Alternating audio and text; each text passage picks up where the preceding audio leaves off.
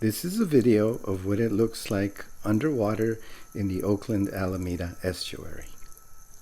Unless the light is good, it's difficult to see the bottom of the estuary, but both native and introduced species live under. Here we have sea lettuce, a native, and gracilaria, a native seaweed. And as you skim the bottom, there's a multitude of organisms that you see. So here we have some sea squirts, which are introduced and not native. And there's a lot of fine red seaweed as well as other invertebrates that you see. Here again, you see that sea squirt that's not native. And then we run into a red sponge that is not native.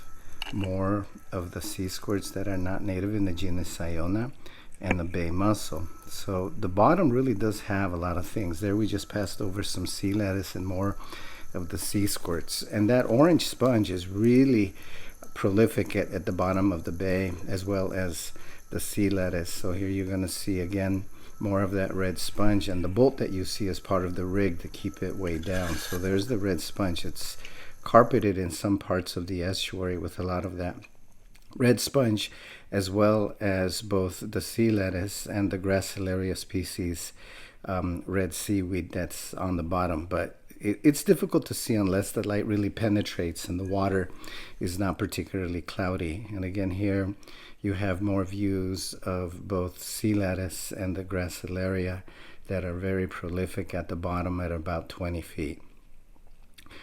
And if you get way down to the sand, you see that gracilaria that's growing on the surface at the bottom, and as well as the green sea lettuce. And of course you see more of that sea squirt. And then I also happened to run into a school of smelt as I was filming underneath the pier, and that was kind of neat to see that as they were swimming around near the top of the finger pier that it was at.